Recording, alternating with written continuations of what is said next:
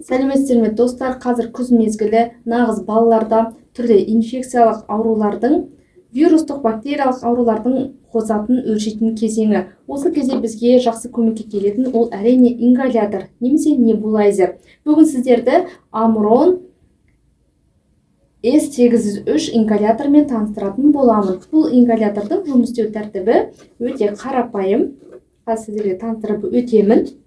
Жалпы ингаляцияны қай кезде жасау қажет? Егер балада дентализация деймізде, шектен тыс сілекей бөліну салдарынан тамақтарына мокрота жиналып, жөтел рефлексін тудырып жатады.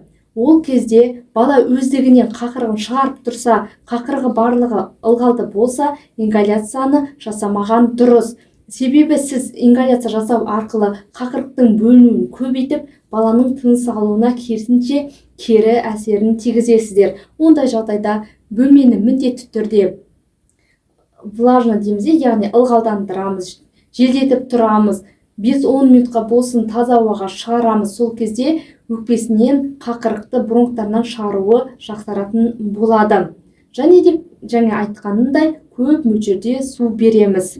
Сондай-ақ дренажный массаж да жақсы көмектеседі. Дренажный массажды жасаған кезде бізде түрлі көрсетіп жатады, массажистер баланы қинап, қызартып, ондай ауырсыну сезім тудырмаймыз.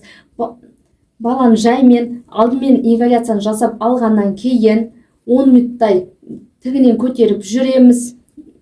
Егер де 4 айдан асқан бала болса, содан кейін арқасын жақсылап қыздырамыз. Осылай баланы ұстаймыз да, алдымызға жатқызып, арқасын уқалап қыздырамыз. Мына жерлердің барлығын жоғары қарай тараймыз, сылаймыз. Яғни қақырықтың біз шығуына жағдай жасаймыз. Ингаляциядан кейін 10-15 минуттан кейін жасасаңыздар болады. Содан кейін осылай ақырын ауыртпай ұрғылаймыз. Біздің мақсат балада қанды көп қақырықты шығару емес, тек осы жиналып тұрған бронхтардағы қақырықтарын жібіту болып табылады. Кей кезде баласының, яғни какашкасы байқасаңыздар шығып жатады, немесе бала өздігінен аузымен жөтеліп шығаратын болады. Осылай сәл-сәл ұрғылап дренажный массажды жасаймыз. Келесі сабақта толық дренажный массаж туралы көрсетіп түсіндіретін боламын. Қазір ингаляторға тоқталайық енді. Ал егер де балада одышка деймізде, өзігінен дем алуы қиындап жатса, пневмония, бронхит кезінде, онда біз ингалятордың көмегіне жүгінеміз. Амурон S803 ингаляторы, мынау бізде компрессор деп аталады, негізгі блогы. Мына жерде ашатын болсақ, фильтрі болады, сүзгіштері. Мына жерге түтікшелері кіргізіледі. Мынау дәрілік препаратты өткізетін бізде түтікшесі. Осылай кигіземіз. Өшіріп қосатын кнопкасы. Зарядчигі, яғни тоқ көз арқылы жұмыс істейді ингалятор. Кіргіздік. Сондай-ақ бізде запас мынандай фильтрлері бар. Маскасы, үлкендерге арналған, ересектерге және балаларға арналған маскасы бар. Мынау бізде дәрілік препаратты құятын резервуар.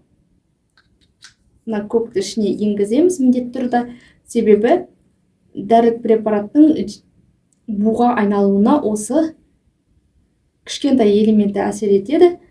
Бұл бізде резервуар 7 мл-ге дейін дәрілік препаратты құюға арналған. Видеоның соңында әрбір дәрілік препарат неше жастан бастап, неше миллилитр қолдану қажет, соны қалдырып кеттім. Видеоға лайк басып, толығынан қараңыздар. Сондай-ақ сұрақтарыңыз болса, комментарийға қалдыра кетіңіздер. Енді осы резервуарды жабатын бұл қақпағы қазір толығымен көрсететін боламын. Мынау аузыға арналған, қосымша маскалар мұрынға арналған. Біз қазір балаға арналған масканы қолданамыз. Қазір сіздерге көрсетейін. Мынау бізде физрастворды шприцтің көмегімен аламыз. Жаңа атап өткендей, баланың салмағына қарай қазір 1,5 мл алайын.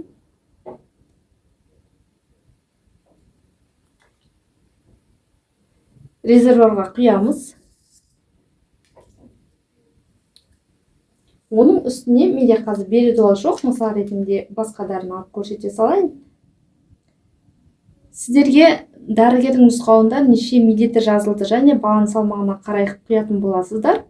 Мысалы 10 кг десек, онда 5 капля құясыздар, Үстіне осылай құямыз. Енді қақпағын жабамыз. Қақпағын жаптық, маскасын кіргіземіз.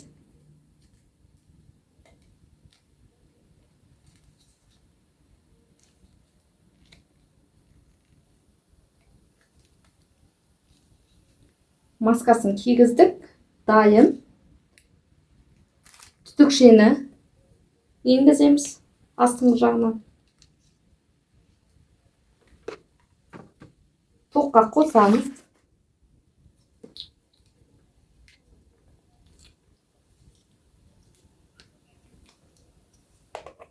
Кнопкасын басамыз. Ингалятор жұмыс істеп жатыр.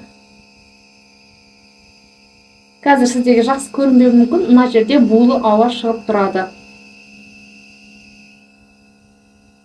Кей кезде ауа шықпай, жай ғана дыбыс шығуы мүмкін. Сол кезде мүмкін сіздерде мына фильтр ескірген болуы мүмкін. Фильтрді көп қолданған кезде бұл жарамсыз болып қалады, сондықтан ауыстырып тұрасыздар, егер де істен шығып қалса. Менде жұмыс жасап жатыр. 5-7-10 минутқа дейін баланың жасына қарай және де қандай диагнозы бар, соған қарай жасайсыздар. Егер видео пайдалы болса, каналға тіркеліп кетуді ұмытпаңыздар.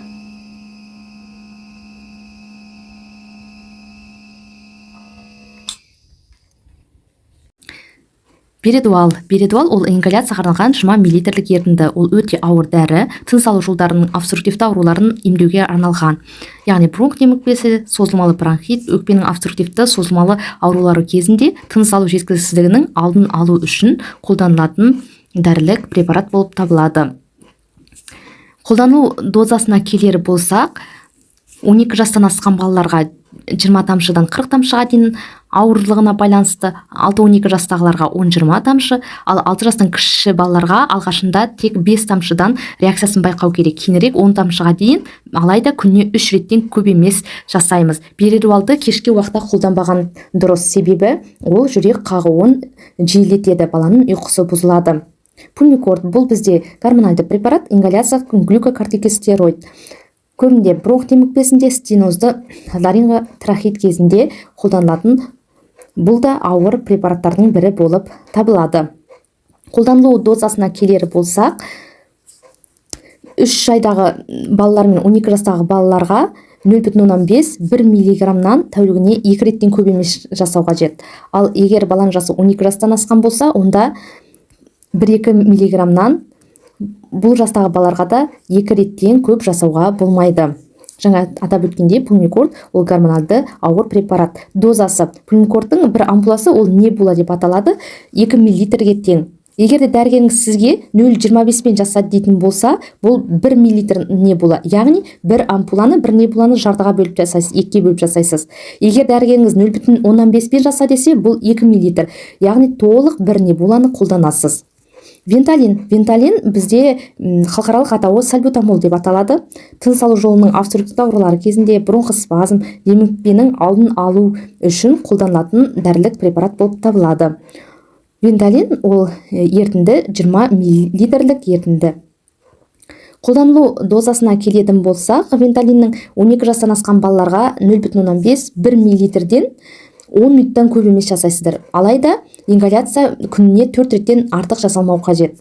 Ал 18 ай мен 12 жасқа дейінгі балаларға 0,15 мл жасалынады.